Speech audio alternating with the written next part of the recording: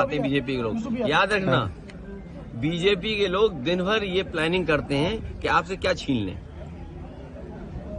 Covid के time में आपका वेतन कम हुआ था, आज तक बढ़ पाया आपका?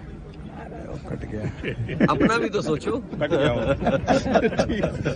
अपना भी सोच नहीं रहे, देखो। चलिए, धन्यवाद। ठीक सर। इस तरीके से कल दिल्ली के नतीजे आ रहे हैं, कल मिल्कीपुर के उपचुनाव का नतीजा आ रहा है, उसको लेकर के आपने लगातार चुनाव आयोग पर निशाना साधा, सवाल खड़े किए। आखिरकार संवैधानिक संस्था पर इस तरीके के सवाल क्यों? कई बार एग्जिट पोल के जो अनुमान होते हैं वो ठीक नहीं निकलते हैं। जो एग्जिट पोल अपने सर्वे के माध्यम से जानकारी देता है वो कई मायने में सही नहीं निकलते। अब क्योंकि कल रिजल्ट आना ही है, तो जो मतदान हुआ है उसकी पूरी सच्चाई आपको कल मिल जाएगी। किसकी सरकार बनेगी, किसकी सरकार जाएगी, ये तो दिल्ली की बात हो गई। मिल्कीपुर चुनाव में, और मिल्कीपुर चुनाव शुरू होने से पहले अगर आपको याद होगा तो मैं चाहता था कि आप सब लोग वहां आएं और देखें कि वोट कैसे डाला जाता है और वोट कैसे पड़ता है। भारत का लोकतंत्र और खासकर बीजेपी की सरकार में किस तरीके से लोकतंत्र और मजबूत हो रहा है, कितना मजबूत दिखाई देता, वो आप लोग आए नहीं। आपने एक बहुत बड़ी अपॉर्चुनिटी मिस कर दी। शायद ये सदी में एक बार देखने को मिली होती आपको। जैसे ये वाला कुंभ जो है, महाकुंभ की कोई परिभाषा नहीं है, लेकिन क्योंकि जमाना आजकल मार्केटिंग का है और जितना आप उसको कम्युनिकेट कर ले जाओ तो महाकुंभ हो गया। 144 साल का किसी ने प्रमाण नहीं मांगा। ये चुनाव भी 144 साल वाला जैसा चुनाव था जो आपको देखना चाहिए था। सोचिए आप, बगल के जिले जो हैं वहां से भारतीय जनता पार्टी ने अपने कार्यकर्ता बुलवाए। अंबेडकर नगर से कार्यकर्ता है, अब तो हम लोगों को उनके गांव पता लग गए हैं क्योंकि पकड़े गए थे कुछ लोग। बगल के जिले से अमेठी से लोग आए थे, सुल्तानपुर से लोग आए थे, रायबरेली से लोग आए थे, और गाड़ियों के नंबर हैं। अगर आप चाहोगे तो मैं अपने पार्टी के पेज पे कुछ गाड़ियों के नंबर आपको दे दूंगा, डाल दूंगा। प्रिसाइडिंग ऑफिसरों की आपको वो रिकॉर्डिंग मिल गई होगी, जहां पर प्रिसाइडिंग ऑफिसरों से पूछा कि भाई टारगेट पूरा है कि नहीं है और किस टारगेट में आप हैं, आपको 30 वोट डलवाना है फर्जी या 50 वोट डलवाना है या उससे ऊपर, वो भी रिकॉर्डिंग आपको हम लोगों ने जानकारी कर दे दी। बीएलओ कौन पोस्ट होंगे, बीएलओ कौन पोस्ट होंगे, किस थाने में कौन पोस्ट होगा, सीओ कहाँ पोस्ट होगा, एसएसपी कौन क्या देखेंगे, ये सब वेल प्लान्ड इलेक्शन हुआ। ये वाला, ये आपने 144 साल वाला जिस तरीके से कुंभ था, उस तरह दुनिया का सबसे अच्छा चुनाव आपने मिस कर दिया। ये अपॉर्चुनिटी प्रेस को मिस नहीं करनी चाहिए थी। लेकिन चुनाव बात की जाए तो जिस तरीके से अमानवीय व्यवहार भारतीय नागरिकों के साथ अमेरिका ने किया, उसको लेकर के कल आप लोगों ने संसद में प्रोटेस्ट भी किया। क्या जिस तरीके से आप लोग आवाज उठा रहे हैं ये आगे भी देखने को मिलेगा सदन के अंदर?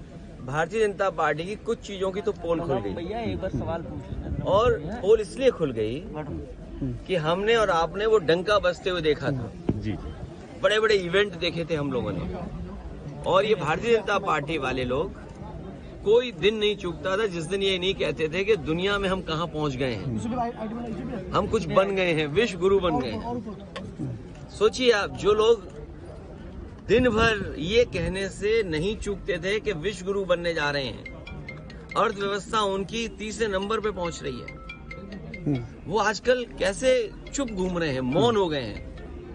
जो विश्व कहने वाले लोग मौन घूम रहे हैं। और जिस तरीके से लोग लौट करके आए हैं, ये कह देना कि पहले भी ऐसे लोग लौटे थे, लेकिन पहले हमारी अर्थव्यवस्था इस जगह नहीं थी, इतना हम अर्थव्यवस्था का डंका नहीं पीटते थे। और कैसे लोग आए हैं जिन्हें शौचालय नहीं जाने दिया, बाथरूम नहीं जाने दिया।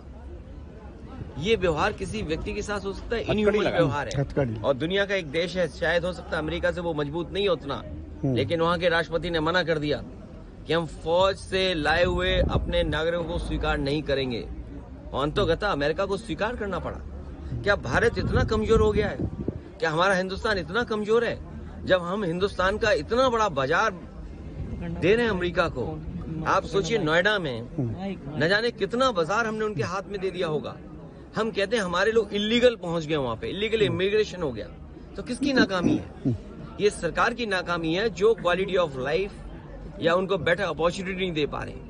अगर उन्हें बेटर अपॉर्चुनिटी यहाँ मिल रही होती, क्वालिटी ऑफ लाइफ बेटर यहाँ होती, तो शायद वो 50 लाख और 1 करोड़ रुपए दे करके नहीं जाते। पंजाब के तो चलो 50 लाख रुपए की सुनने में आ रहा है दे करके गए हैं, लेकिन गुजरात वाले तो 1 करोड़ रुपए दे के गए हैं। कम से कम सरकार को जो पैसा दे करके गए हैं उनके सरकार को पैसे वापस कराने चाहिए। और जिस उम्मीद के साथ वो लोग गए थे, घर परिवार के लोग, वही नहीं, भारत के और भी लोग हैं जो अपनी क्वालिटी वाला बेटर जीना चाहते हैं, जॉब चाहते हैं, नौकरियां चाहते हैं, अपने परिवार की सिक्योरिटी चाहते हैं, अपने परिवार की प्रॉस्पेरिटी चाहते हैं। उनको सरकार मौका दे। अगर मौका नहीं देती है तो ये जो अर्थव्यवस्था में आप दिखा रहे हो ना कि हम किस ऊंचाई पे पहुंच रहे हैं, आप कुछ लोगों को ऊंचाई पे पहुंचा रहे हो, आम लोगों को उस ऊंचाई तक नहीं ले जा रहे। एग्जिट पोल के बाद टीएमसी ने सवाल खड़े किए नेतृत्व पे, आप क्या कहना चाहेंगे? इंडिया गठबंधन को लेकर के भी सवाल गठबंधन उठे। के नेतृत्व पे सवाल खड़ा किया है। अभी कोई बड़ा सवाल नहीं पूछना है, ये हमारा इंडिया का अंदर का मामला है, ये हम लोग सुलझाते रहेंगे। थैंक यू ठीक है सर, थैंक यू। क्या चीज? 27 में पीडीए चलेगा और पीडीए के लोग देख रहे हैं कि उनका वोट कैसे छीना जा रहा है, वो कैसे अपमानित हो रहे हैं। उन्हें एसओ की पोस्टिंग नहीं मिलेगी, सीओ नहीं बनाया जाएगा क्योंकि वो वोट में कहीं ना कहीं आपको दे देंगे। कौन सिपाही पोस्ट होगा? क्या पीडीए परिवार के लोग नहीं देख रहे हैं कि भाई जब पोस्टिंग होगी तो उनके नाम देखे जाएंगे, उनका नाम काट दिया जाएगा। तो ये जो पीडीए के लोगों का अपमान हुआ है, और यही तो हम कहते थे कि बाबा साहब भीमराव अम्बेडकर जी ने जो अधिकार दिया है उन अधिकारों को छीन रहे हैं। बात ये वोट ही नहीं डालने दोगे आप, या दूसरे आपके लोग वोट डाल लेंगे, ये कहाँ की वो है? इसीलिए मैंने कहा कि इलेक्शन कमीशन मर गया है। इलेक्शन कमीशन को जांच करनी चाहिए कि जो मरे हुए लोग थे उनके वोट कैसे पड़ गए, और अगर वोट पड़े हैं तो प्रिसाइडिंग ऑफिसर और जो संबंधित अधिकारी उनके खिलाफ कार्रवाई क्या कर रहा है इलेक्शन कमीशन? जो है ही नहीं वोट, उनके भी डाल दिए। गाड़ी आई और गाड़ियों के नंबर हम